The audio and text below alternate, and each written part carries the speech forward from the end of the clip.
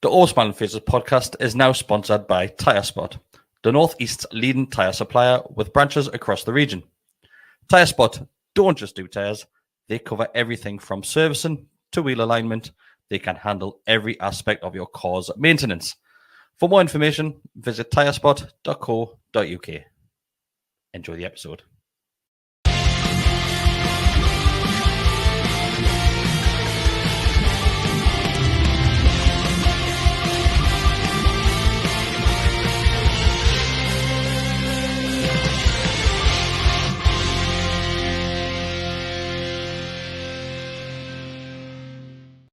Hi everybody, welcome back to the Always Smiling Faces podcast on the Gallowgateshots YouTube channel. As you can see, as you'll be able to hear if you're listening to the audio only, it's myself, Chris, joined by Mr. Stephen Best tonight, and Thomas is here. How are you, Thomas? I'm very good, thanks, Chris. Thanks for having us on again, mate. It's been a while, Thomas, of everything which you can possibly imagine. You've got your finger in every bit of pie at the moment, mate, but we'll get on to that more throughout the recording. How are you, Bestie? Not bad. It's just occurred to us that I'm wearing a shirt. I've been wearing this jumper all day. It's just covered in like the Ben's mouth. So I've got something sandwich there. He's 15 as well. But I'm manky, but I'm all right. Not too bad. Okay. Manky in a good way. Yeah. All right. Okay. Now do fingers and pies out like that. Right. So I'm going to try and keep this one more of a question and answer tonight, boys. Because yesterday at Old Trafford, there was a few things which happened, which we'll get on the VAR and the decision going, I would say, against. So, if anybody does have any questions our way, shall go through it as much as possible throughout the show. With that? Oh yeah, very good. Very content. Right, okay. We've got your professional head on tonight. Not totally, yeah. I am getting impressed on this. All right. It's a fucking Declan Mark. You before you know. Oh, you're on that. So let's get straight down. So, Thomas, you had the pleasure of going to Trafford. Going into the game, is this the most confident you've ever been as a Newcastle fan? Yeah, absolutely. Yeah. Probably up until I found out Maxi wasn't playing, I thought we were going to win. And I still believe that now. I still believe had Maxi played, we probably would have won that game. But yeah, certainly the most confident I felt going there in a long, long time. It just, the way they've been playing, but the way we've been set up as well, it never felt like you were going to lose. So, yeah. Chris didn't fancy that answer there. I know, yeah. On his way. I think I said that last week. Like we've played against worse Man U teams. Yeah. And we've been better team going there, but when we played there, like say 96, 97, it was when Ferguson's team were like at the height. Scholes, Cantona, Giggs, all them. Yeah. When Bobby Robson was manager, we went there again and again. It was a really good Man U side at the time. So I think the gap between the two is as close as it's ever been. Yeah.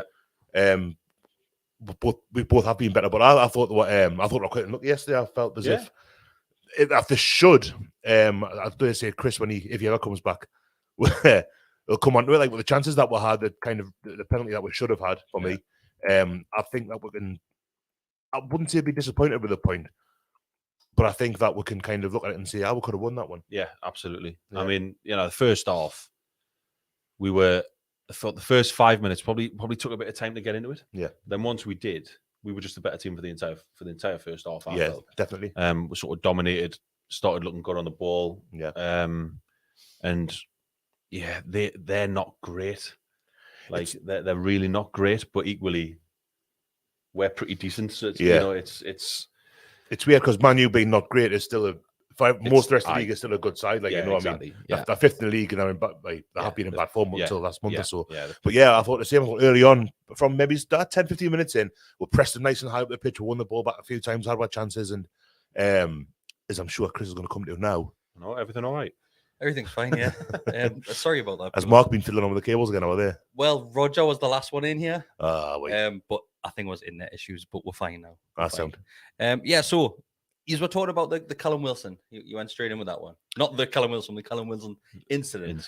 We'll allude to it. So let's get straight onto it, because this is probably the major talking point from the game, I would say. There's probably three, but we'll start with this one. Bestie. Yep. Penalty? Yep. 100%? 100%. When I first saw it, there wasn't much of an appeal, and the commentators didn't really like really refer to it that much until half time. So I thought, oh well, maybe he's gone over easily. Channel were you listening to it on? In the interest of, but you're on holiday.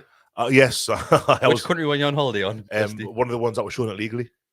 Greece or something, I don't know. But yeah, obviously I speak fluent Greek. But yeah, at half time, it was the first thing they did was showed it, and it's a clear penalty.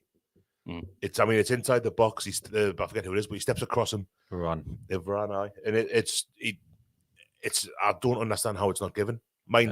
Nor do I understand how the Longstaff on Sancho one isn't given either. Yeah. But so Thomas, you were there. I'm imagining there's a huge appeal from the away end. Oh, absolutely. Sort of baffled as to why Wilson's not going absolutely mental at it. Yeah. And we didn't make that big a deal. I remember thinking, because after that, the ball never went out of play for ages. And it always feels like when the ball just stays in play that they're just going to forget about it and they just move on. But certainly seeing it back last night, I thought, why is Wilson not going absolutely berserk at that? Because the away end could see it was a clear foul. And you're just thinking, well, what else has happened? Has he tripped over his own feet, for example, or something like that? But it's a clear foul. I genuinely don't understand how they haven't looked at that and thought, you need to take a look. During the game, there was one a bit later on, 10 minutes later on, where Dan Burns getting his shirt pulled in the box. Yes, yeah. And I reckon he's got a handful of their lad shirt as well. But during the game, they concentrated more on that one than the Wilson one. That seemed to, from what I remember, just totally forgot about it, really. Until half time when they talked about it. And Shea Given was saying, it's a penalty, that. Dermot Gallagher today is saying it's a foul, but not a penalty. Yeah, as I understand it. I've not seen the footage, but I've read it. So it's Danny Mills. Mm-hmm. It is Danny Mills, isn't it? So he's sitting there saying it's 100% a penalty. I don't understand how you're saying the one on Haaland is, but this one isn't, and why VAR haven't looked at it. And he goes, "Is it a foul?" Yes. So it's a penalty. Then he goes, "It's an on-field foul." But yeah, it's all on field. I don't get it. They need to make it make sense because it's not, and that's the problem with VAR for me because it's just the rules are all over the shop. Where Dermot Gallagher looked like a rabbit in headlights. Didn't know what to say because he's realised what he said. He thought, "I am digging myself a hole here." And he knows what he's saying makes no sense whatsoever.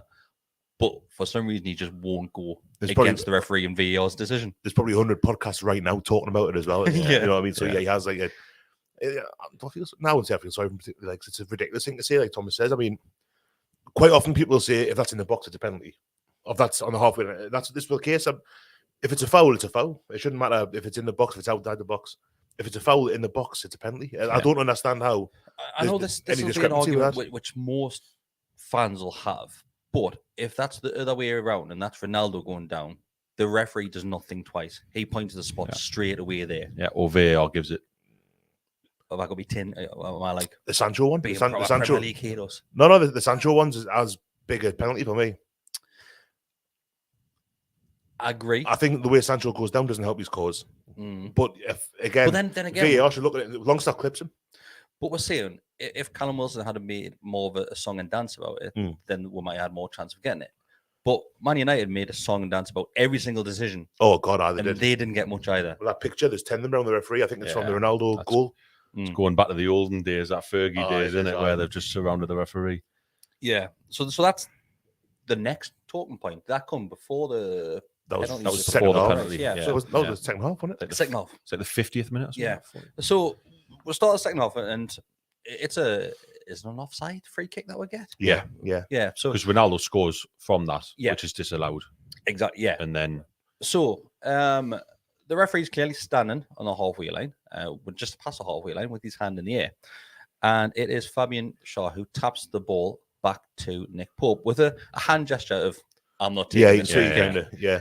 Then the referee blows a whistle during the course of that move, I would say. Not before, not after, during the course of that happening.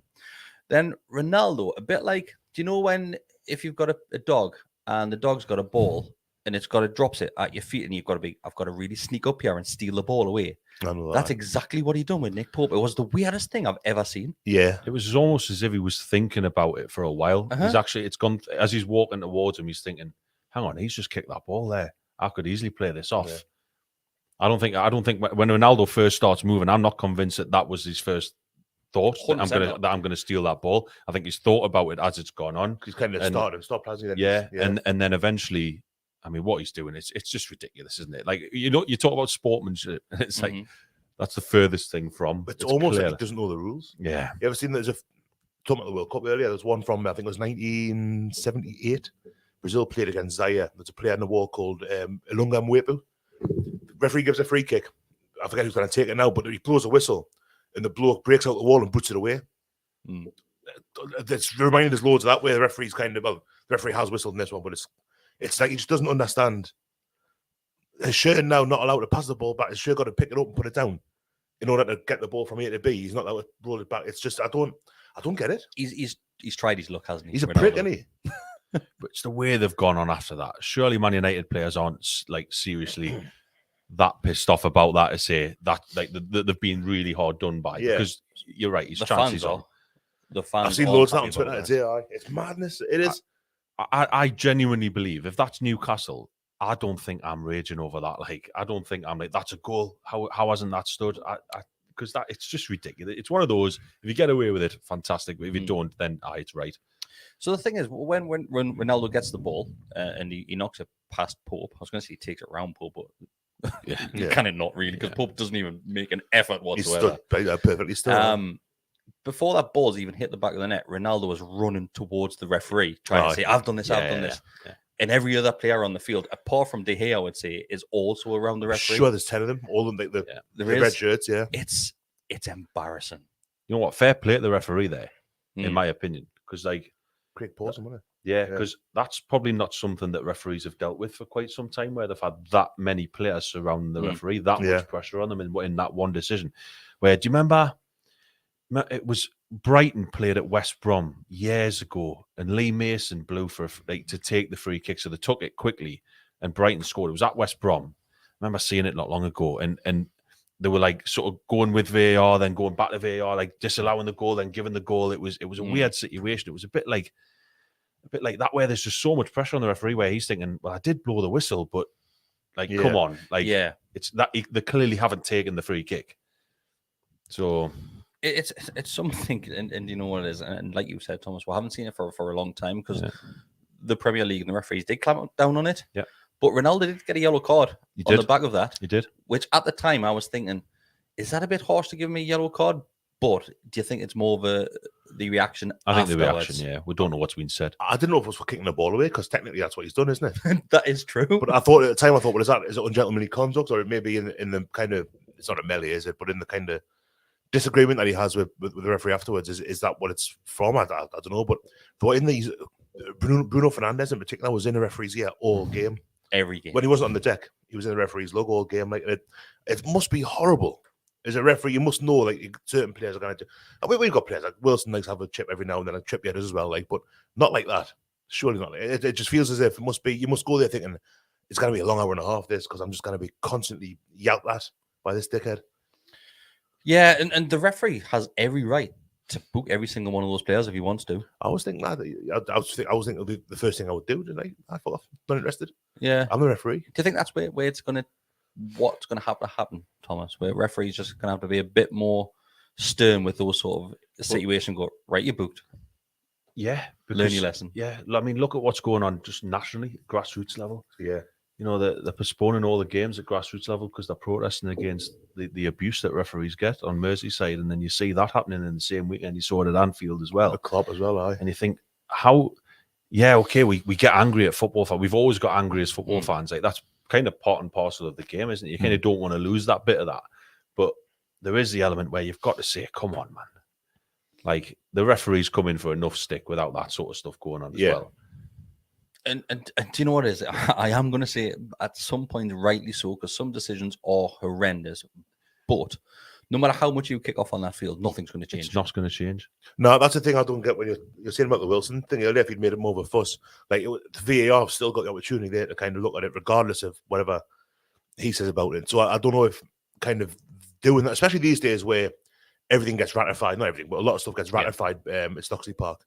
Like, is there any point in it?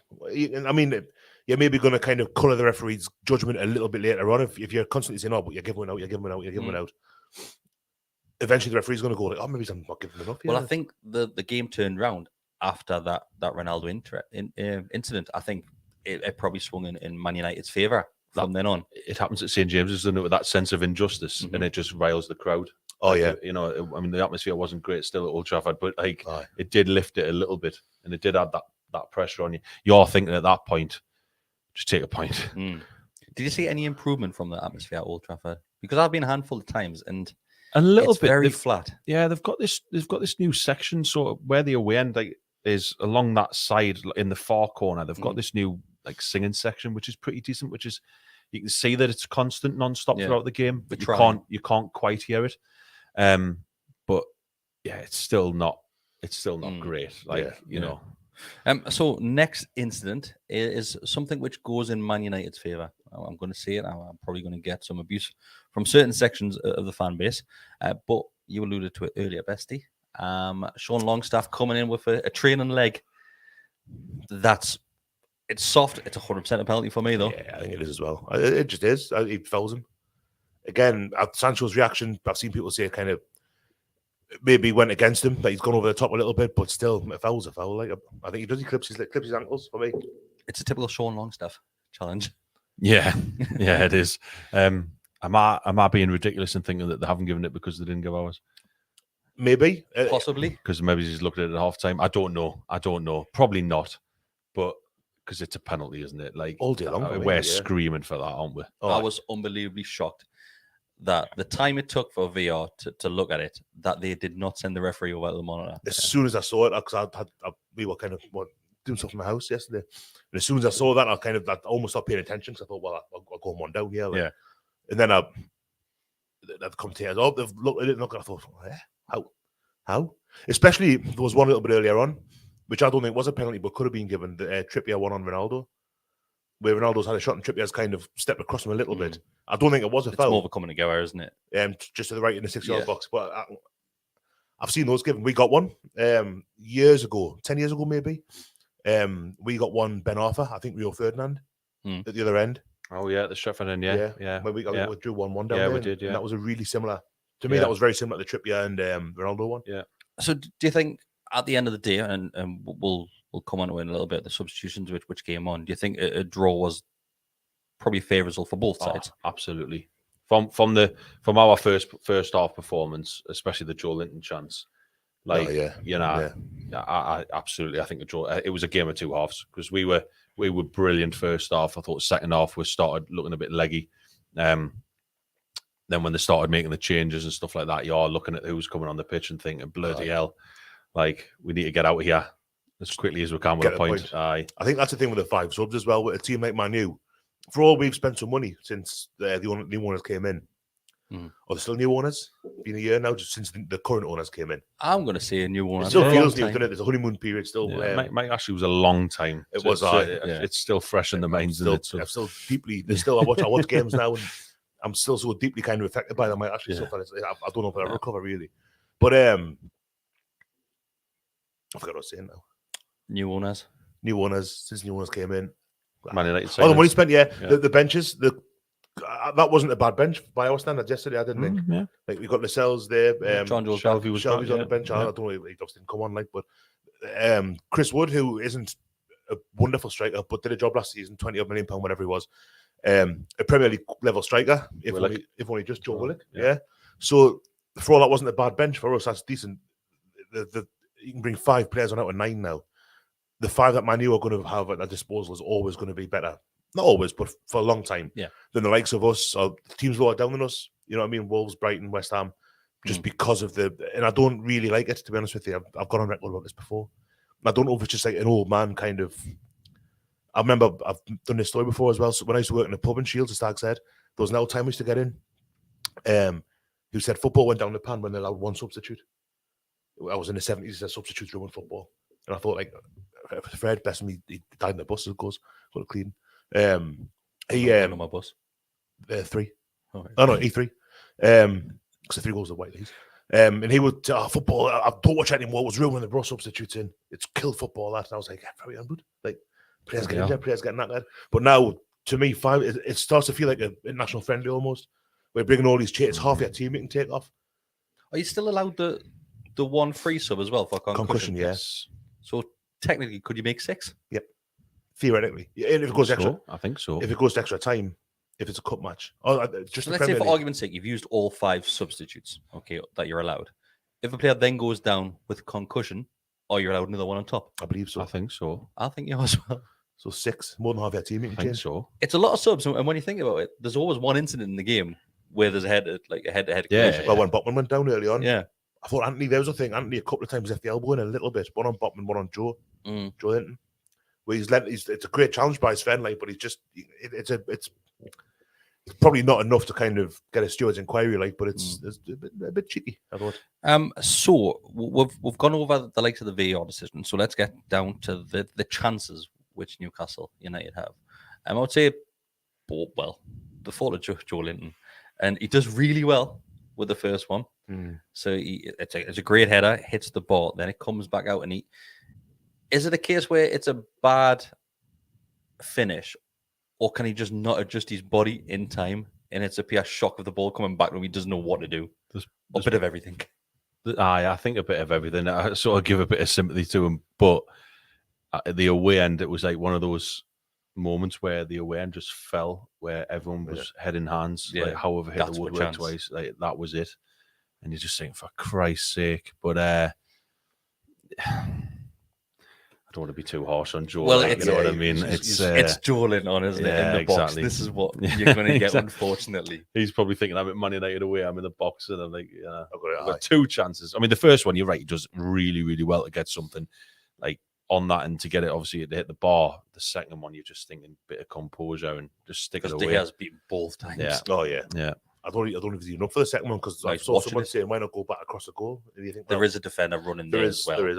I think Julian aims in the right part of the goal because De Gea's on his arse. He's not getting up. Yeah. It's just a shame that he hits it off the post and it comes back out. But even then, they had a close. He was laughing.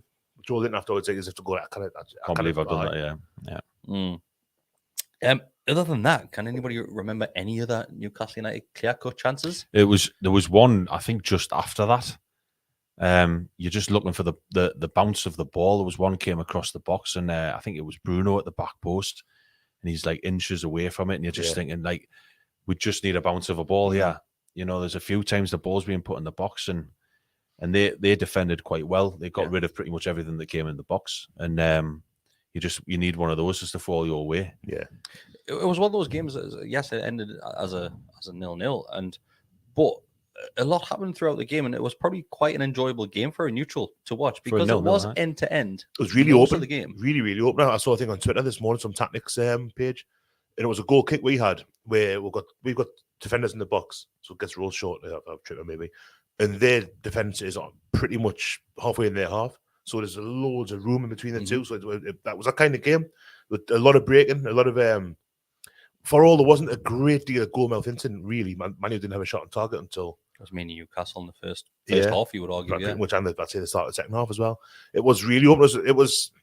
It's always quite hard to disassociate myself as a Newcastle fan watching it and thinking is it painful to watch? Is it kind of because you're so emotionally invested in it? The last 15 minutes of the game were painful to watch, Bestie. Very much so. I think if points a good result, a fair result on the balance, I can see why Man U would think that they deserve the 3 points, especially that Rashford header at the end. And the one way he goes around Pope, I think Pope gets that one wrong, to be honest with you. Yeah, you could see it early on that he wasn't going to get there. And you're thinking, oh no. Yeah, I think we were really lucky that it fell to Fred. Aye. Anyone else? Offside anyway? No. Did they not give offside in the end? Did they look at it? I don't think it looked. I think it was. It might have been. It would have definitely went because it was close. Yeah, it was. Ronaldo really spent a lot of time offside in that game. Yeah. He did actually.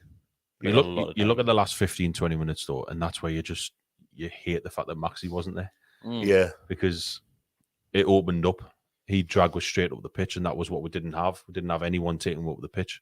There's no that outlet when you're back against the wall. And I know we haven't really seen it much this season, where we've had to sit that deep in my own half for the last 20 minutes. But it would take you back to the days under Bruce where, yes, we did do that, but the outlet was there where you used to just launch it to Saint and let Saint do what he does.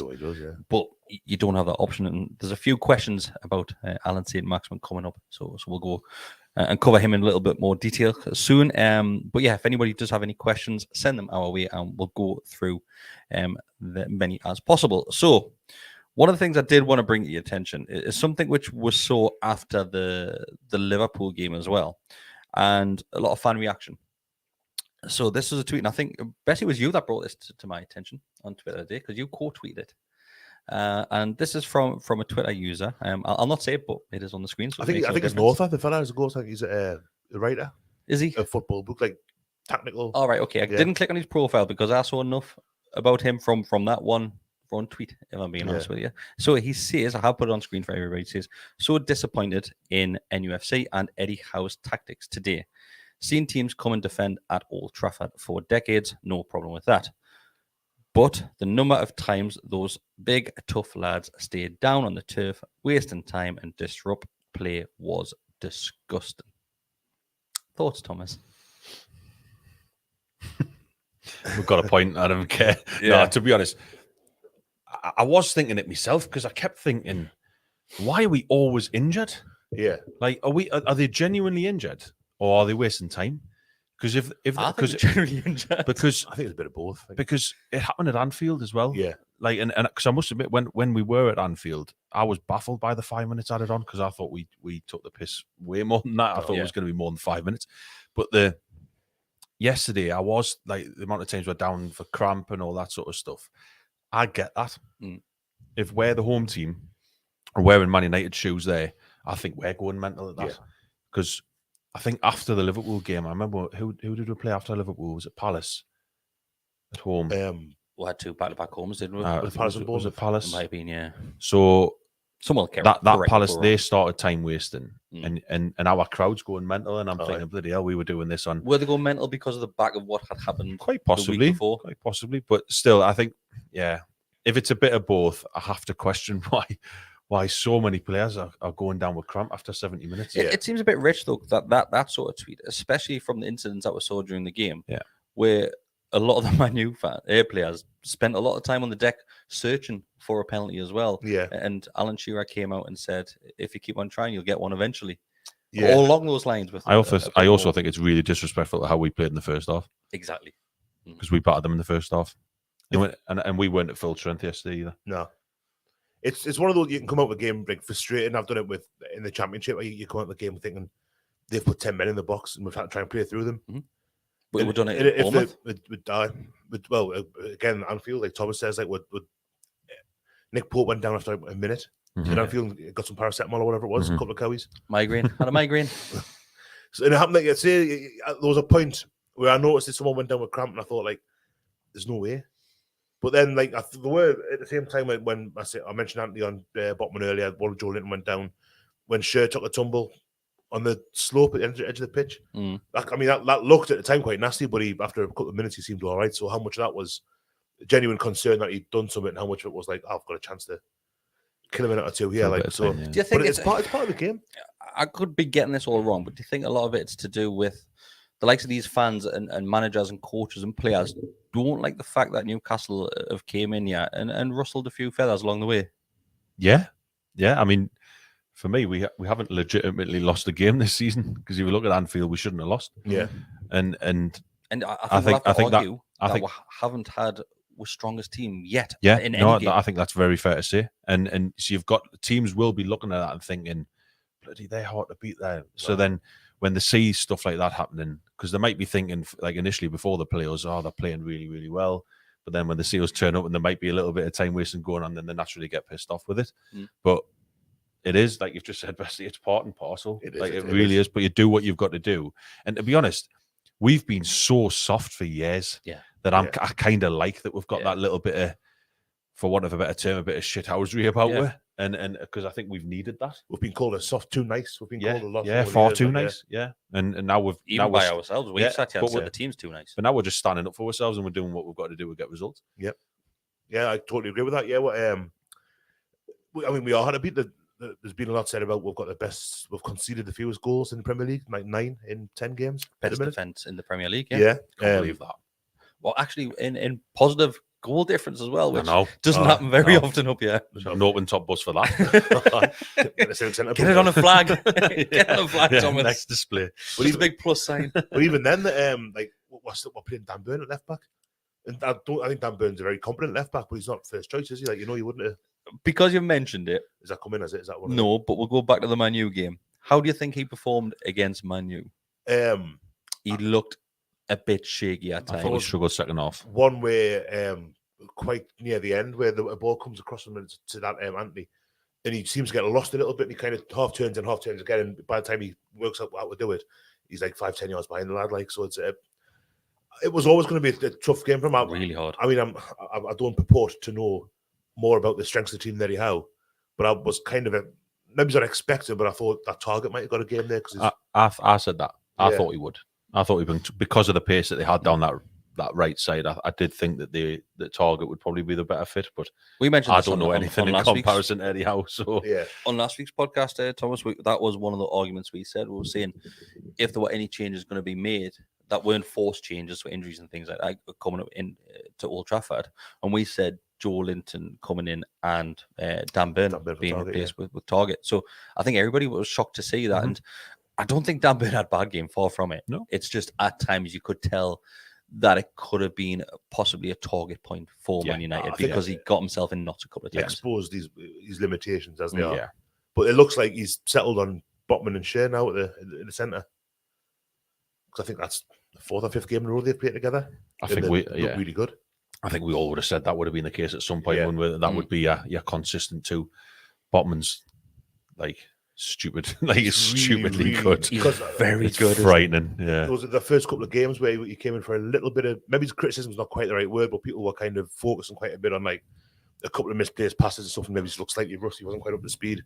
But he hasn't put a foot wrong last few weeks. He looks like a really, really good signing.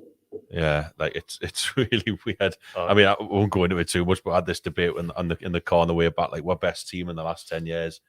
And for me, Botman goes straight in at centre half because him with like Colaccini, because I just thought Botman's like really good, and he's only how old is he? Is he 22? 22, I think. Yeah, young lad. Yeah, me. So because he just released himself from the Dutch squad, didn't he? Under 21s. Under 21s. So yeah. Wow. And it looks like he hasn't been selected by the senior side yet, so he's probably got the winter off for the World Cup. He's got a chance to. We've seen it in small glimpses, but the potential that we've seen, that kid can go to the top. Holland must have some good centre halves if they're not picking him, mind, even as backup. Yeah. You'd have thought at some point he would have been even like for a Nations League game. Yeah. I mean, it works in our favour in the short term, as I say. He gets the winter off, so you just get the kind of. So this was something which was said a few weeks ago when I mentioned Trippier. Could he be what company was to Man City? But then obviously we had the discussion about his age, and how long he'll actually spend at the club, considering his age and that. And 32 now, Trippier. Yes, I think so. He's 30, didn't he? He's early 30s. But then I think it might be Decker that said that surely Botman will be that sort of character.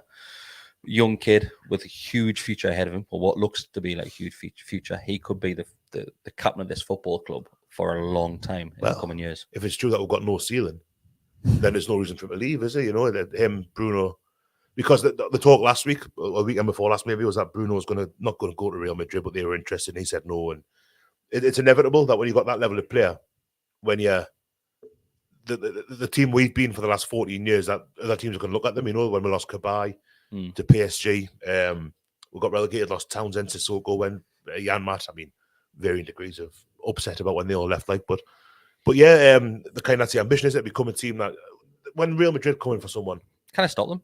There's not much you can do unless you're anyone. I think Real Madrid's the top in it at the minute. So I don't think we've had this discussion yet on the podcast about the comments with Bruno and Real Madrid. There's a couple of opinions which I saw online. Fans not happy that he was speaking about Real Madrid or having a conversation with Real Madrid in the summer, Bruno said. Does that bother you, Thomas? I think it depends on what that conversation was, because I think it can be easily misconstrued as to what that conversation was and how it came about. You know, who was it through? Was there a middleman and all this sort of stuff? Probably an agent. Is it tapping up players sort of thing? It doesn't bother us too much, because you kind of think, wow, like we've got a player that Real Madrid want. Yeah. Because I don't think he'll go anywhere in the short to medium term. I think he is our player for a while. Rumours that we're close to offering him a new contract. Yeah, exactly. So, it doesn't bother us too much. But there is then that urgency for the club to say, right, we need European football as soon as possible. Yeah. Because otherwise you are going to lose Bruno. But again, who can blame him? like Real Madrid. Oh, he's not like some kid from Wallsend. Exactly. Yeah, he's got no affiliation to Newcastle. It's that club. It's that elite club where you just can't say no. You can't, and that's as the owning club and as the player themselves. You can't stop. If they come in for like Mo Salah or who's Man City got Cancelo, even the level of club, the level of kind of success. I would even argue, Bestie, somebody that's playing for Man City. I honestly think Real Madrid is gonna be the more that club which is up there. I don't think you can get any higher than Real Madrid. Luis Figo years ago now went from Barca to Madrid. He got the hood of pigs head off him, didn't he? In the new camp, a while later. So there's some clubs that it doesn't matter how successful you are. If one of the big uns comes in and offers that kind of money or whatever kind of money, should be daft money. It would be. Yeah. But like Thomas says, that should spur the club on to think, right, we need to get into Europe as soon as possible. And I mean, Stephen Patterson, great shout. He says, just remember basically when Ronaldo went from Man United to Real Madrid as well. Yeah. You can't stand in the way. You can't. And like Thomas said, I don't think it'll happen anytime soon. I think he's probably still got a minimum of another full season, so this one and another one. I agree.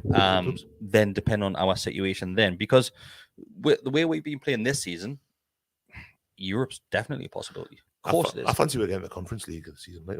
To a degree, then you push on from there. And I think Bruno will probably weigh his options up at the end of next season, depending on what position we're in. You look at the top four at the moment, obviously the Champions League, then you've got a couple of UEFA Cup, or not Europa League, I always do that, show me age. But then if you've got one of those top 6 teams, or top 7 with the Conference League as well, one of them wins the Champions League, that opens in that spot. One of them wins the FA Cup, that opens in that spot, the League Cup. So, or maybe it's not League Cup actually.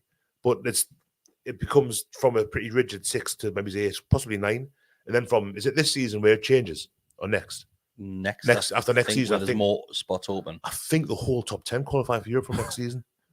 So I know that we've got 5 in the Champions League as it becomes this new kind of weird league thing. Is that basically a push to try and stop this end of season thing where there's nothing left to play for teams that are definitely going to miss out on Europe and aren't going to get relegated? I think as much as anything else, it's to kind of try and stave off the Super League thing that came around a couple of years ago. Get as many teams in Europe as possible. Make more money. TV World Cups do the same thing. That goes at is it 48 teams in the next World Cup? The American one, yeah. Same amount of games, but for like per team. Yeah. If you got to the final, but more teams in the tournament. Yeah. So let's go through the questions. We'll bring it on to a subject, another one which has managed to split the Newcastle United fan base. Fancy that. We're normally always in agreement, but this one is from Joseph Brook that says, thoughts on the 5th shirt. I'm going to come at you first, Thomas, because Bessie will talk for hours about this. It's horrible. It is absolutely horrible. So you look at that and think, all right, 130 years in Newcastle. What does that tell me about 130 years in Newcastle? It's got a feather on it. That's it. 130 years of bad kits. Like it's, oh God. Why have they got 5? Like, like 2's enough. But like when we're going into the 3s and 4s and now 5, which probably tells me they're going to wear it at Tottenham next week. If you think about, can they wear the blue? Would it not clash with shorts? I don't know. How does it work? I don't know, actually. Because they've got the amber shorts, the blues, haven't they? So they're probably, if they're going to go that way. So it'll be that blue and orange. But why combination? Why bring it out if you're never going to wear it? Did we wear the one last season? No. The members kit. Or whatever kit it was. The floppy cut. Well, the collar, yeah. I don't think they will, because they've had the photos of Longstaff, Wilson, whatnot, but they haven't had a sponsor on it. Which normally when they release a shirt, I mean, that's true. Notwithstanding the training kit that they wore down at Brighton, it's always got Fun 88 on the front. Like, so because they haven't done that, it's just for the anniversary. It's at the 130th. Is it December the 9th? I believe. It's just a cash grab for me. Like, I like it less. When I first saw the picture of it that got leaked, the leaked one, middle of last week, I thought it doesn't look too bad. That we'll see. I always think it looks better on. I was thinking, you see the shirt and you think, well, it looks a bit shite, that, but we'll see how the New England kit's a bit like, that is shite, actually. Yeah. But I never think they look as bad on, but then you look at the picture and I think, well, the stripes, why are the stripes just on the front? With the plain sleeves, plain black. Back to how it used to be, like, in mid-2000s, wasn't it? Where you used to have the big, bold... I think we'll have that again. If we go to Europe, I think you've got to have at least a box for years. If you look at it from the back, though, you think, oh, that's lush. And then I saw a few people wearing it yesterday. I'm like, that's horrible. Is it mainly the faded silhouettes in the background? Yeah, I just Do you think it would be better without them on? Well, we've had the third kit from blackout kit. 2017 with the black kind of sublimated stripes. That look great. Shadow kits. No, was it Shadow kits? Yeah. Midnight. It's the one of the two. Was it Shadow? It was called Shadow. I think it was because Puma brought black kits out. Everybody had them. Because they always seem to do a blanket approach to away kits. They're doing the World Cup again this year and the African Cup Nations and whatnot. But yeah, it could have been a lot nicer. If they're going to do a black and black striped kit, there are ways to do it that look better than what they've done. I think I didn't mind it so much to start with. I've not seen it in person yet, so maybe I'll change my mind. Have you bought any this season? No. I haven't bought any. I never get them until they go in the sale. The sales. Do you know the reason why I haven't bought them? Because of the discounts Castor were doing throughout last season. That was ridiculous. There was some mad ones at Christmas. Like, there was like shirts, like T-shirts, which were like 40 quid, going down to a tenner. Yeah, I've got a wardrobe full of some of last year's stuff. Like training kits were like 11 quid at one point. Yeah. So I've got loads from last year. The only one I bought last year when it was full price was the home kit. I got the Jeff the takeover because I thought I got to fly off the shelves. And they're still selling them. They're probably still selling them now. So in one corner of the club shop. But no, I don't. It's too much. It's a bit of a piss take the fact that we've got five shirts on sale. Yeah. I think it is, yeah. It's just, and even if this one doesn't end up getting worn by the first team, which I don't expect it would, because it would only be Tottenham because they've got the dark shorts. Yeah, we've played Fulham already. Can't think of anywhere else. I don't think. I think it'll be similar to the one which they released last season. Leeds are all white, so wearing all dark kit and be perfectly fine. Like so, I don't see it getting worn. I don't know if it doesn't get worn as a kit, then it's just another piece of merchandise, isn't it? So you haven't. It's another piece of merchandise that's the same prices of the. An official shirt. But they have got the pro version of it as well. Is that the £90 one? Yeah, I think it's more 105. I think. Can we just come on, man? Who's buying the pro version? Because if you're buying all 5 of the pro version as well, like, yeah. Well, that's Jesus. That's what I mean. The skin tight. That's what I find. At least. Like Jesus. Put like, weight on, like. Honestly, you're full of confidence if you're buying the pro version. No, fair play. No, because we're not getting one. Nah, no chance. I've just saw one. I bought one on M&M Direct a few years ago. The away kit when they first came back up, the blue with the kind of dark blue. It was quite a smart shirt. I bought one off M&M like 20 quid or something. I thought that's nice. That long sleeve. I love long sleeve shirt.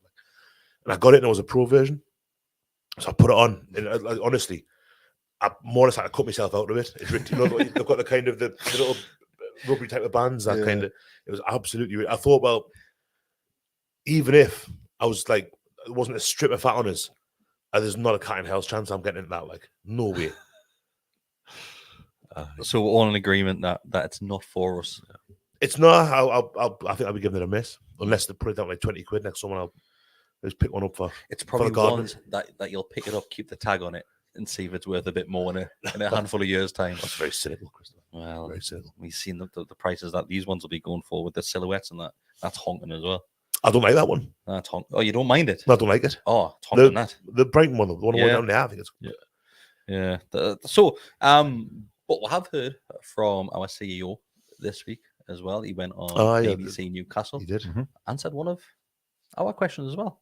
He did, yeah. Basically about doing the rounds for the likes of fan media, so fan channels, podcasts and things like that.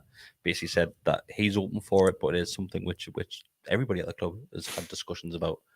But because we're talking about shirts... I should have asked if he's interested in helping fund a fan film. I need to get pushed over the line. But talking about commercial deals, the club have just announced manager of head of commercial interests. Yes. CCO? No. There's that many employments being made at the club, and that many bums on seats at the moment, in all the right places. I will see it. Promising, like that. It is, it is. Yeah. Instead of having Bob Moncur do it, that's true. Yeah. Steve McLaren on the board. Is this now the point where we'll see the whole commercial side of Newcastle United change in the? Yeah, this is where we'll start to see it unleash. Yeah, I think so. I mean, the lads' track record at Arsenal is pretty impressive. Arsenal have always had pretty decent sponsorship, haven't they? The big kit deals when they had Puma, and now they're with Adidas now, aren't they? Yeah. Big sponsorship deals at Arsenal, whilst Arsenal weren't firing. And I think that's why he's there. He's just got the experience, and again, it's just another sort of impressive appointment that really eventually should just be going over our heads. You know what I mean? But it's quite impressive seeing it happen at Newcastle. It's still going back to the Ashley thing. It's kind of what making kind of competent, looking appointments in the right places. Where for years, as I say, we had like Lee Charnley and Derek Mambias doing it all, Dennis Wise. Now it feels as if we've got like people who are looking at it. It's almost a bit of a shame to see looking at it as a business because it feels a bit like the kind of selling it a bit. Kind of almost you like, kind of have to when you were talking about being able to spend the money though. You keep have to Bruno and all this sort of stuff. Yeah, it kind of too. Unfortunately, with hand in hand now, they do go hand in hand. So yeah, it's something else he did with Arsenal. I've seen someone say, I think it was our WhatsApp group saying he did the Adidas thing with him, and there was something else that he did with Arsenal. I thought, that's impressive. That all or nothing. Oh yeah, it was that. They mentioned it, didn't they, in the article? The club. Aye.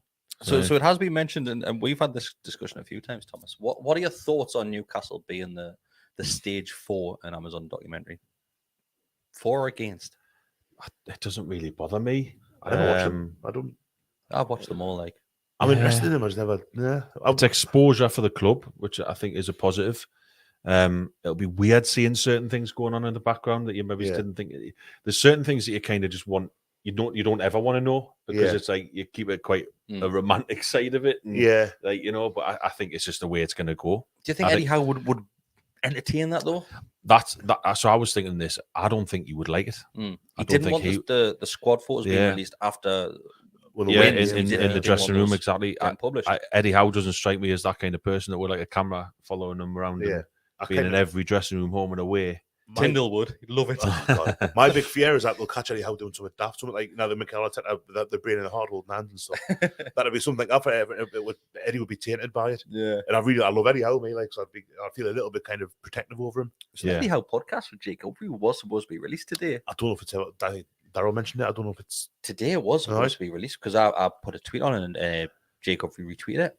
The high performance podcast. The high performance podcast. Is any have a look, see if it's been released yet, because I'm sure it was supposed to be today.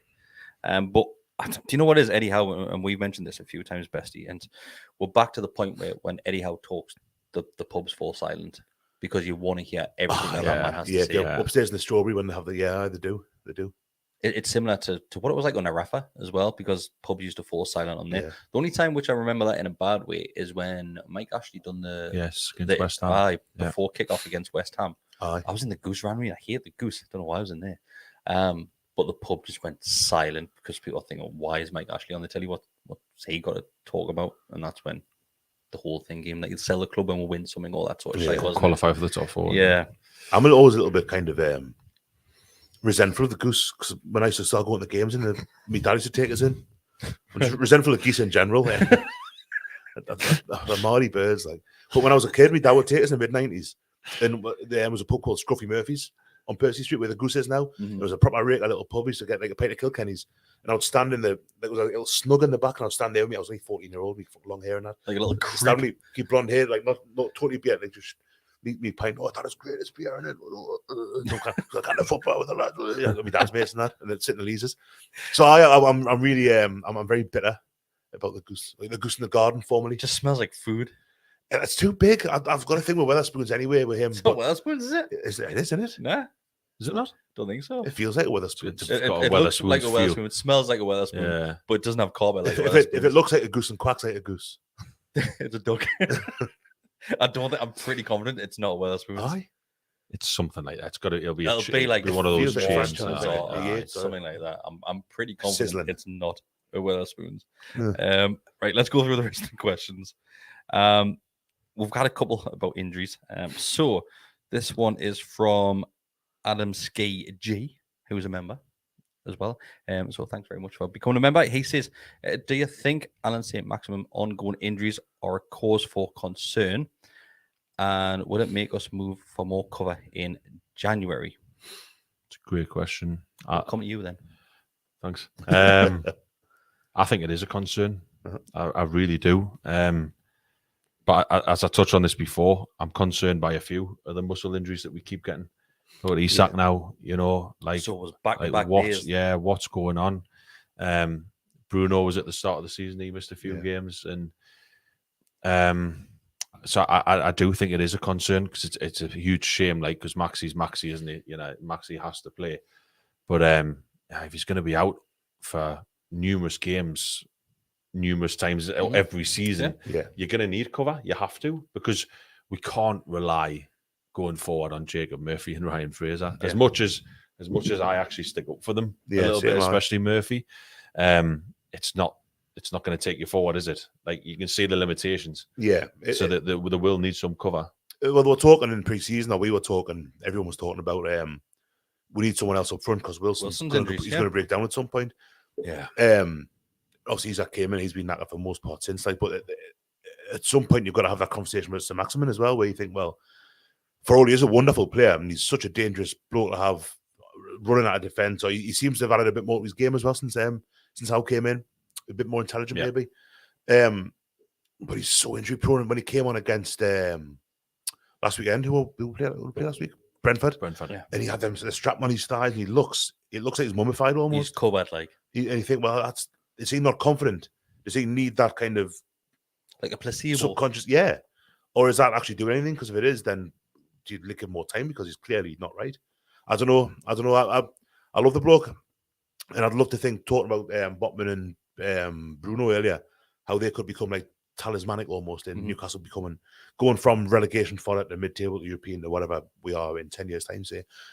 I'd love for him to be a part of that because he's such a charismatic, almost like a Ginola-esque, where Ginola was just kind of make a beautiful, wonderful winger, got the ball on Ned Ferdinand's head everywhere, not every time because Ferdinand scored mad, didn't he? But like, St. Maximin's, it feels like he's capable of doing that. He's got the tools, he just needs the application and the fitness. If his body's going to let him down, then I'm not saying sell him now or like that. But at some point you've got to think, well, do we try and bring someone in of equivalent? There's not another player like him really, but of equivalent kind of there's quality. There's no like-for-like replacement of saying far from it. No. But there's plenty of players out there that can do more than a good job. Right, yeah. Totally. Yeah. And when do you have to start looking at that? I mean, he's been out. Has he missed 5-6 games now this season? So this is the longest 2-week injury we've ever seen. So we're in the months now, and similar to Isaac, who's came in there and the rumours were that he could possibly make the bench at Old Trafford. Yeah. Then obviously we got the news that he's had a setback as well. Pretty much out until after the World Cup now. Yeah, until January basically, isn't it? Until like I say, and how many games we've got before now? Question it. Is it 4 games we've got? 4 or 5 before the World Cup? More than that, I think it's like 6 or 7. Everton, Tottenham, Villa, Palace, Southampton, and Chelsea. 7. It's a lot of games that if it's a good chunk of season, both of them going to be missing for.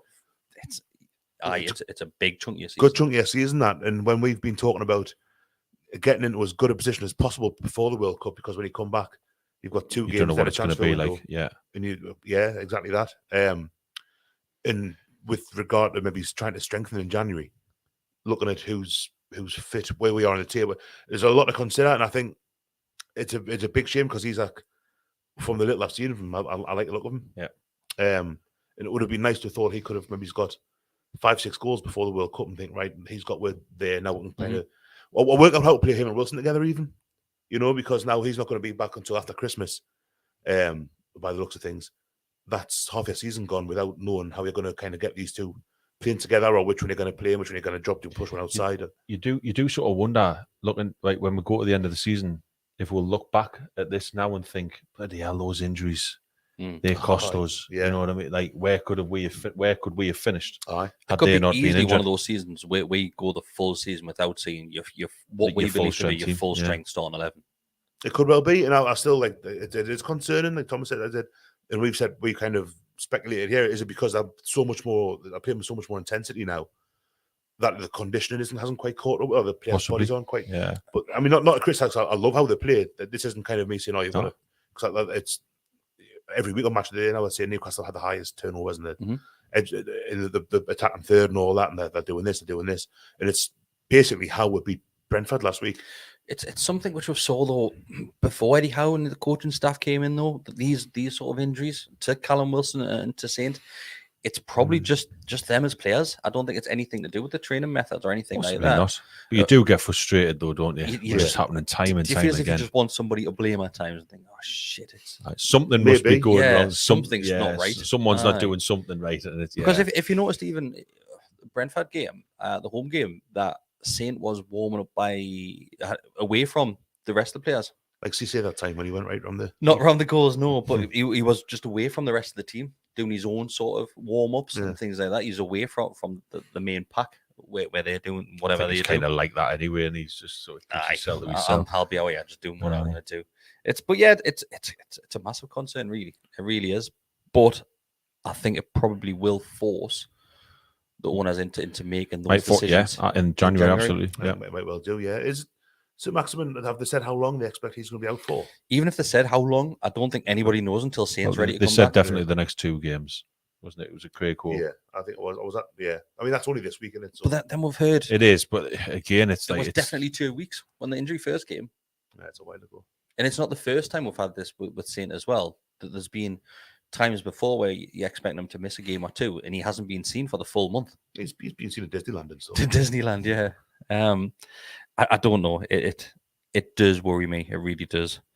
There has been a question straight in. So let's go. This one is from Jace Bryan, who says, "Who do you think will be our top 3 goal scorers?" Love the show, lads. We'll come to you, Mr. Best. Ooh. Well, Callum's in there. Wilson's got to be in there straight away, even if he doesn't play that many games. He just scores goals. Mm-hmm. Bruno's top scorer now, isn't he? At the minute, I think he went. Oh no, he became Wilson, Miggy. Like Miggy's top scorer. Sorry, is Wilson not top goal scorer?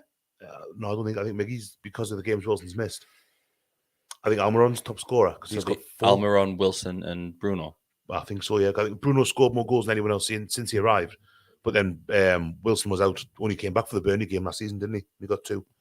He's had a decent start of the season, so I think I'll stay them 3. Yeah, I think if Isak's fit after the World Cup, I think he'd sneak in there. He's on 2. He's got 2 already. Yeah. So I think if he's fit, he'll sneak in there. If not, then those 3. Yeah. It feels weird to say Miggy because for so many years he's been kind of. I love Miggy. I do. I really like him. I really do. I know he's Marmite to some people. I think he's great. Yeah, Miggy's got 4, and Wilson's got 3. Yeah. The thing with Miggy is, and I mentioned this last week, is everyone knows he's one-footed. Everyone knows he's all left foot, but he still managed to get on that left foot. He doesn't bother with it. But it's infuriating when I forget which game it was now. Maybe in Arsenal end last season, when a ball's flashed across the box, and all he's got to do is get a right and he won't do it. He'll cut back instead. But I do. He's such a hard worker. Just a likable person, isn't he? Yeah, he is. He really is.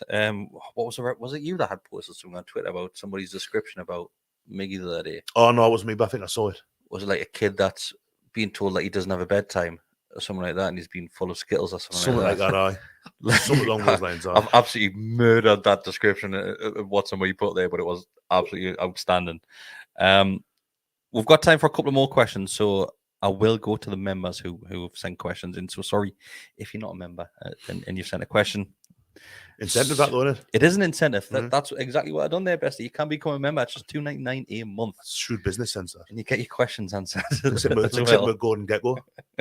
Right. So this one is from Joe. That says, does Target come in for Burn on Wednesday? Yes. Will that be the only change on Wednesday? Who's injured? No, because there's not many people went down the other day yesterday. Do you think we'll see any changes in regards to the 2 centre backs? Because Eddie Howe's changed it a couple of times. I think if they're fit, because obviously Shaw pulled up. Mm-hmm. I think if they're fit, then no. Okay. I think Target will come in. He has to. It's just rotation when you've got 3 games in a week. So I'd probably play Target.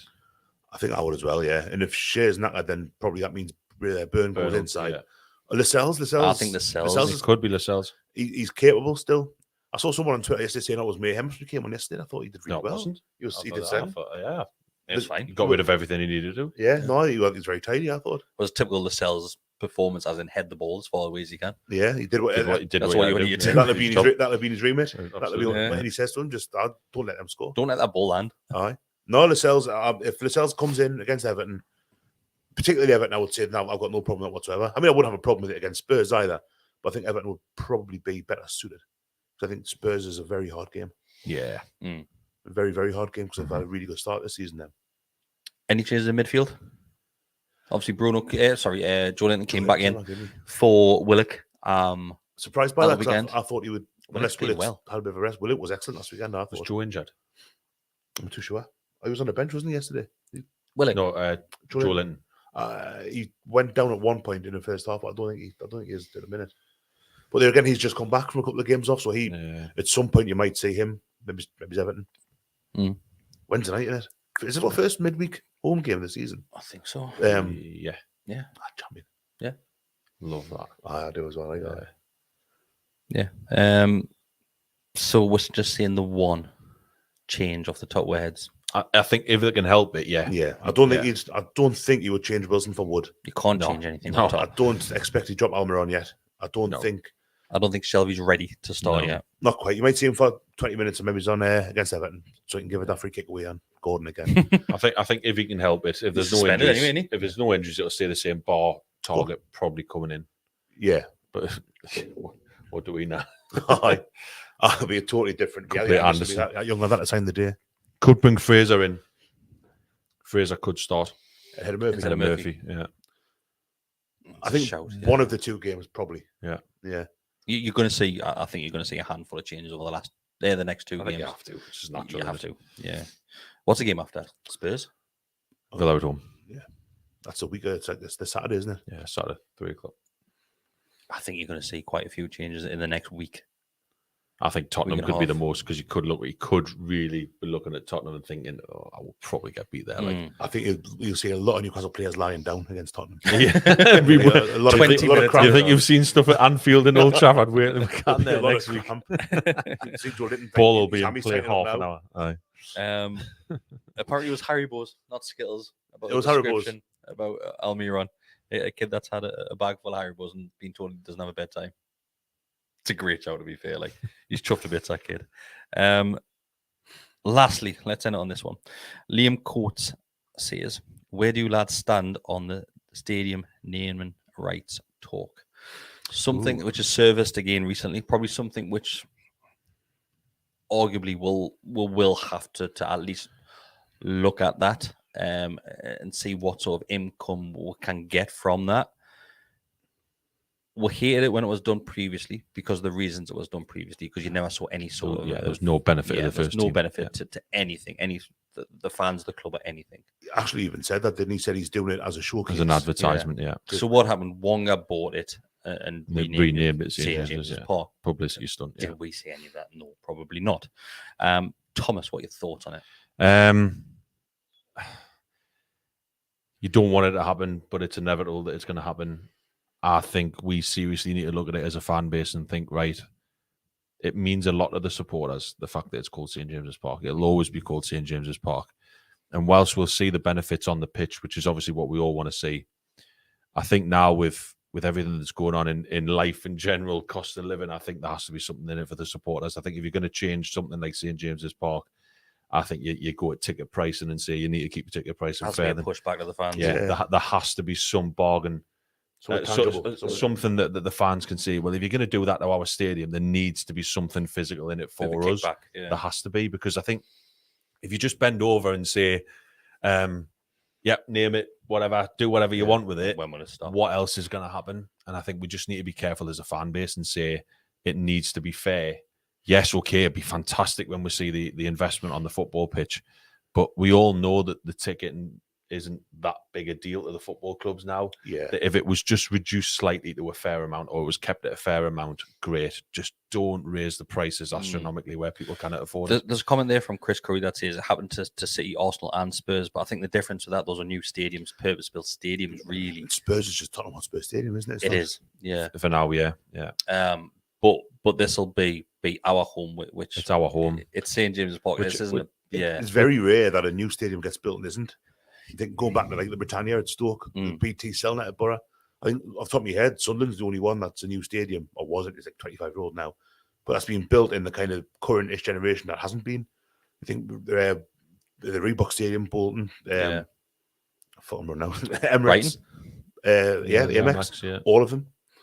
Not often that you see an older stadium get renamed. I can't think off the top of my head. Was Leicester's new stadium? Yeah. King Power. It was the Walkers Stadium to start with. King Power. There's probably stadiums further down the league. Yeah, like they've got. Was it York? Was there Bootham Crescent, but it ended up the Kit Kat something. Yeah, like Scarborough was the further down. But you've never seen it. Probably not. I mean, someone might know in the comments of an example that's higher up, but yeah, it's St. James's Park, and you don't want. I mean, the the whole point of that fan-led review into the governance of football was for issues like this of things of historical value to a football club. Well, St James's Park is one of them to Newcastle United, so there has to be a serious benefit to Newcastle fans and not just what investment they make on the pitch. Do you think there'll be a case where St James's Park will stay in the title though? Yes. I'm not certain that they would change it. I've got a feeling that they'll be moving in the next 20 years or so anyway, and any new ground would be renamed. Would be the Aramco or whatever whatever they want to chuck up with for it. But St James's Park, I would hate them. Again, we've had this conversation as well. I would hate to leave St James's, but it'd be lovely to think that we'd be in a position that we need to move because we've got this success and these hundreds of thousands of people want to come and watch the lads play. But I don't expect. I'd be surprised if they did change it from St James's Park. From St James, I'll need more lemonade. Do you think it's something that'll happen very quickly? Or if it did, would it? Because that is one avenue you could look at and say this is where we can plough some money into the football club now. Yeah. Or is it something that they do take their time with? But because in the short term, they're looking at training ground, shirt sponsorship, training kit sponsors, even. Liverpool, Man City, all doing that. But like the next big one really is your stadium. So how long can they hold out? Be last resort. If they weigh everything up and think, right, I kind of hope so. Yeah, I think if they look at it and say, right, we can make this much revenue and sponsor off the likes of the training facilities, the sponsorship on the shirt. Let's be honest with you, we're not making a huge amount right now of the main sponsor in the shirt, and probably arguably the sleeve sponsors up until I think we're the getting new one more of Noon than we are of Funny Idiot. Exactly. Yeah, that's what I mean. And so there are other revenues there. Even boards in St James's Park. There's still loads of empty boards there at the moment. There's loads of white boards. I've just got loads of plugs and all, but I keep on catching me caught. There's loads of options there, and maybe if they weigh that up and they don't get the money they're expecting off those, then they might go down the revenue. I think St James's Park will be the hardest one. I'm not going to say get rid of it. It's a bad use of words, but to showcase, because that's going to come with a hefty price tag. Yeah, it has to. It absolutely has to. But again, you look at certain things and think it's like black and white stripes. It can never be anything different than black and white stripes. Not saying they'll ever change that because you can't really sell that. But it's like there are things that you need to protect.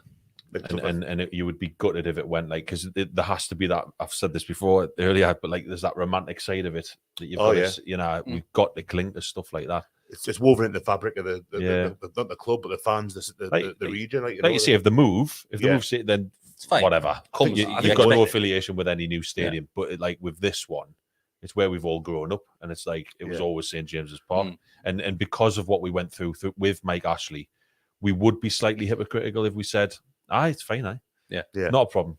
And I know that it's different, but the principle's still the same. I don't think it would necessarily be something. It's a conversation that comes up quite often.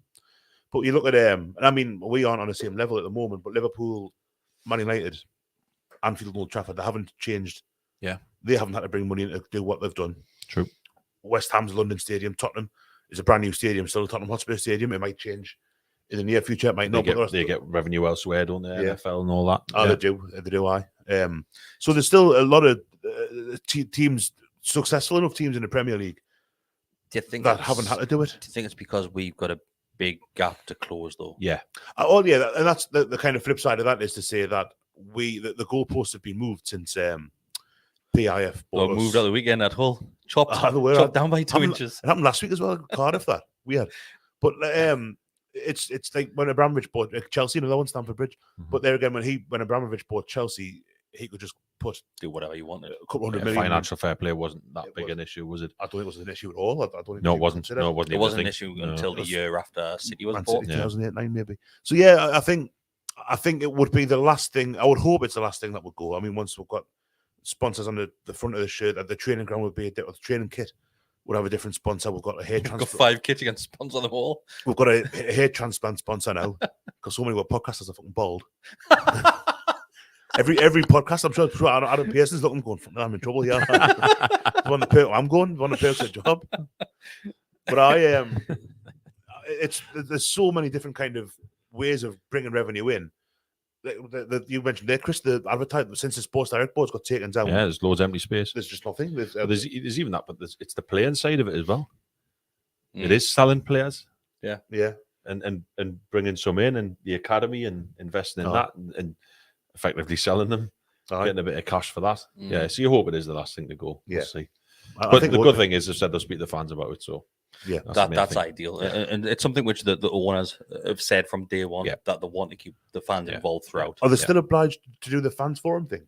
No, well, I mean, there should be. Yes, there is structured dialogue protocols that there should be adhering to, but they never have since. I mean, the last official meeting we had with them was December 2019. So we're nearly 3 years in, but they've got a new head of supporter services now. She's brilliant, and they're coming up with basically like a fan advisory board. That will be standard practice across the Premier League. So then, when we've got that, I think that'll be when you'll see a massive improvement of fan dialogue. Excellent. Do you fancy it? Like, I did quite fancy the fans forum at one point, but then like Taylor was on it. Remember him? I played once. Yeah. God, the abuse you would have got if you got on hell. I think we and you, Chris, we spoke about this just before we went live. I think as long as the people that are representing our fan base are elected, and they are representative of people, and that they're not just handpicked by the football club, and then they end up turning up and talking about the puddles outside the away end. That was a problem. Or say like price of pies, like that's irrelevant. You can talk about that stuff regardless. Just send them an email. Yeah, like I think the fans that are picked to go forward for this have to be representative of the fan base. Have an election. They're doing it at Liverpool and Everton. They're the best examples across the Premier League at the minute. That if you have that, and you get those people that are elected by the fans, then I think you're going in the right direction in making sure that you've got the fan voice at the heart of the club. Yeah, no, I fully agree. Anything else you want to add before we wrap this one up? I mean, spoke about war flags. Oh God, we'll not get him started. We'll not get him started. Fuming after Thomas's rant last week. I was furious with that display last week. But anything, bestie? But I'm gonna ask Thomas something, but I don't do it on here because just off that I'm thinking, I wonder what he's furious about. All right, no, go for it. do you want to ask him live? Was it the display itself or the? Yeah, just the way look, the reception to it, fine, but the display would have been amazing. It should have been amazing. The idea was great. It just wasn't executed well. Yeah, it was probably a little bit above West Station, but we'll live and learn. Do you think though that you're just being overcritical on yourself? Nah, sorry. I think if we're not critical, I think that. I mean, something happened last season. It's a positive thing. Was like you could see incrementally from the takeover to the Arsenal game was last home game. Everyone in the ground had a flag. You could see incrementally they're getting bigger and bigger, and they've had the big one of the leaders. Then the level 7 got done. But then, how do you top it? That was always the issue going into this season: is how do we top the Arsenal game? And until we get the pulley system installed, then it's just. I think displays are always going to. Some people will look at them and think that's mint. Some will be like, oh. I've got a mate that sits in the Gallowgate and he hates them because he can't see them. Yeah. I was going to say, if one of them, is he? If you can get just a little window cut out, every flag. He doesn't miss out, It's always down for kickoff. I was missed. I said that as well. It was up at Cadwell at the weekend against Brentford. But it had to be for that tick. I think the work at the front, obviously the banner had to stay up. And that was the messaging that we put out beforehand. Like, please hold on. But I went on the flag, so I thought with that tick, I was like ahead of time. I was like, this is not going to work. This is going to be a nightmare. But like a lot of the people in the group were like, yeah, it'll be fine. So I was like, well, I'm going on the big banner. So I was at the back of the Gallowgate, just stayed out the clinging on, and I'm looking down at the front watching it. And I'm just I buried my head. I can't watch it. Was the can supposed to come back by itself? The cans was meant to be the last thing. Honestly, like I wish we could kind of just go in and do the display and show people what it would have been because it was amazing. Yeah. We had, I reckon, probably 3/4 of it didn't even get out. Oh, because, really? like we had quotes from, like George Culkin started to come out, but then weren't able to finish it. You had quotes from Shearer. I think Amanda, even Murdad, and then #cans at the end. Right. So it was going to be absolutely amazing. It was just like it was basically like a storyline. So obviously it started with TalkSport. And then it was just going to go all the way to the takeover, basically being approved and going through. So it would have looked amazing had it worked, but it was live and learn, I think, from our point of view. But well, there's still plenty of love coming in on the comments, mate. Appreciate it. I love the flags, mate. Like and even when you look at like they've had the year anniversary stuff last week, a week before maybe, and you've got like Murder and Amanda mentioned it. I think Trippier's mentioned it at one point. Eddie Howe, and it's made one of the ones that I've mentioned. I keep on saying I mentioned it here, but I did.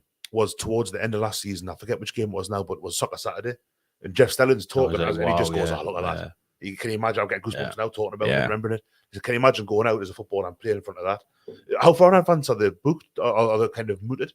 Because there's one, I was thinking about this on the way, and actually the St. Maximin one last season was timed perfectly. Yeah, so that was probably decided about 2 weeks before that game that we'd do that. Aye. And it was timed perfectly. Because even Eddie Howe said that it was timed perfectly. It felt it was just what he needed. We have tried to play on the feeling of the fans at the time, but it is difficult especially with Brexit now. Like, we've realised that getting things delivered to the country is a major problem. So you have got to think ahead of time. Yeah. We've got some really mint things planned for the rest of the season that will work and will be absolutely amazing. I think certain times, and there'll be a few people in the group that will say this, we just kind of need to get back to basics a little bit, get the flags out, get the big surfers out and all that sort of stuff. And I'm not going to lie, I miss the big surfers. Yeah. The big flags as well. I think that just adds a little bit to it. We don't need to be thinking of new things for every single game. And I think we're realising that now, because we've tried to go above and beyond last season. Yeah. But it does get difficult. You're limited in what you can do in our stadium.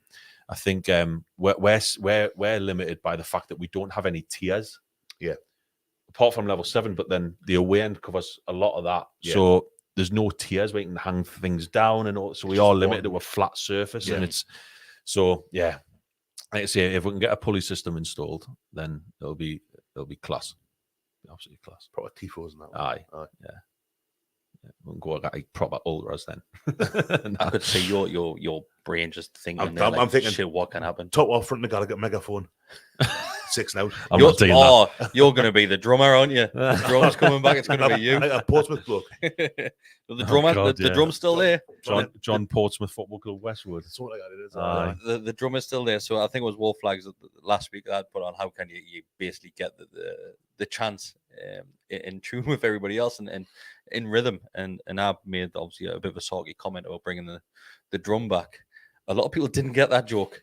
It happened. It did happen. The drum was there. So it was there at one point. Just bought one game. Was it Crystal Palace? No, it was Liverpool. It was Liverpool at home. Do you remember? Drum made an appearance. Do you remember we did the display in Spanish for Rafa? Right. Okay. Yeah. It was that game. There was a game of the season. We had that singing section at the back of Block V at the back of the Gallowgate, and there was a drum up there for one game. I remember Martin Hardy tweeting saying, "Whoever's got a drum at the back of the Gallowgate, pack that in right now." Because I think the drum put everybody off. I totally get it, because we've looked at that across England and thought, plastic atmosphere and all that sort of stuff. But actually, when you look at atmospheres around Europe, they've all got a drum. Yeah. And because it just keeps things in time. And if I'm one of the biggest critics when it comes to our chance, we're just in a race to finish them. Yeah, so fast. I know some people are like, just let people be. I get it. Look, but it's every chance. Try to be perfect. I remember after the last home game, Casey and the Sunshine Band come on, give it up, the Maggie hour, and even though the song's on, we're still singing quicker than the song. How I can hear it. Right, are we done? I think so. I'm done. The drum is still in the cupboard though. Yeah, it is. Yeah. I saw it. Yeah, it is. Yeah. It might return. Just in case. Just in case. Thanks everybody who has joined us tonight. And thanks everybody who will be listening back on the audio podcast as well. Mark's not here. So, Bestie, do you want to beg everybody to like the video? Like Mark normally does? No. Don't do that. No. If you want to like a video, I like it. I'm not going to. Just do what you want to do. Yeah, just do what you want to do. But mainly like this video. If you enjoy the video, good on you. Good on you. Thank you. Cheers. See you next week. Thanks everybody. It's been a pleasure as always. Thanks Thomas for joining us tonight. And we will see you next week. We've got plenty of stuff coming this week. We've already recorded the match preview. Fantasy Premier League is being recorded right now as well. And you're going to have 2 episodes of everything this week. Having a shite season on fantasy football. A rotten season. It's a horrible week this week because Liverpool and Man City and Arsenal on top my team playing. Thanks everybody. We'll see you next time. Watch what he's doing. Take care. And I've lost the video to sign out again. Bestie, 2 weeks in a row I've done this. If you want to like and subscribe, please yourself. Thanks everybody. Do what you want. See you later.